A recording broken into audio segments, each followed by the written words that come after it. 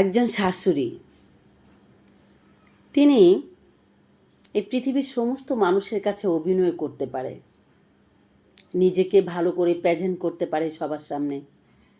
তিনি কতটা গুণী মানুষ, কতটা গুণ তার মধ্যে রয়েছে, সেই সংসারের জন্য কি কি পরিচালনা করেছে। প্রত্যেকটা আত্মীয় স্বজনের কাছে তার ব্যক্তিত্ব এতটা বেশি ভালো যে পুত্রবধূর কথা আসলে কেউ শুনতে চায় না। তো সবশেষে একটি কথাই বলতে চাই, একজন শাশুড়ি মা, তিনি সমস্ত মানুষের কাছে, সমস্ত সমাজের কাছে অভিনয় করতে পারলেও তার পুত্রবধূর কাছে কিন্তু সঠিক অভিনয়টা করতে পারে না। তার পুত্রবধূর কাছে এসে তার প্রকৃত চেহারাটা, রূপটা তার পুত্রবধূর কাছেই ধরা পড়ে যায়, আর তিনি সেটা প্রকাশ করেন একমাত্র তার পুত্রবধূর কাছেই। আর পৃথিবীর সমস্ত মানুষের কাছে ওনার এতটা ভালো ব্যক্তিত্ব থাকে যে তিনি, ওনার মতো কোনো মানুষই হয় না। মানে উনি এতটা সফট, এতটা নরম মনের মানুষ, মানে ওনার ভিতরে দিল দরিয়া দরদ সবার জন্য একদম ভাগ করে দিতে পারবে, এতটা দরদের দরিয়া ওনার বুকের মধ্যে রয়েছে।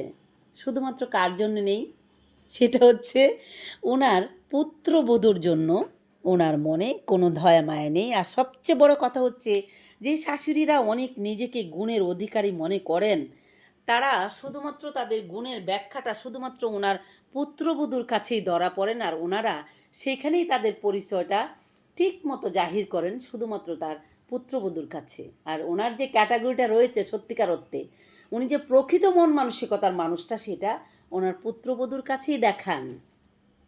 তাহলে এই পৃথিবীর সমস্ত পুত্রবধূরাই অপরাধী হয়ে থাকে, আর শাশুড়ি মা থাকেন এই পৃথিবীর সবচেয়ে বেশি ভালোবাসার গড়ে তোলার একজন আদর্শশীল নারী। কিন্তু কেউ কিন্তু জানেন না যে তার পুত্রবধূর সঙ্গে তিনি কি কি করেন, বা পুত্রবধূর সামনে ওনার আসল চরিত্রটা কী ধরনের ভূমিকা পালন করে। তো এই জন্য একটি কথা বলতে চাই, সেটা হচ্ছে শাশুড়ি মারা এই পৃথিবীর সমস্ত মানুষের কাছে এত সুন্দর করে প্রেজেন্ট করেন, আর আসল যে ক্যাটাগরিটা ওনাদের মন মানসিকতা রয়েছেন সেটা গোপন করে রাখেন শুধুমাত্র একটি জায়গায় প্রয়োগ করার জন্য, সেটা হচ্ছে তার পুত্রবধূর কাছে। তো শাশুড়ি মাদের গুণাগুণটা একমাত্র তার পুত্রবধূই বুঝতে পারেন, পুত্রবধূই জানেন যে তার শাশুড়ি মার মধ্যে কী কী গুণাগুণ রয়েছে।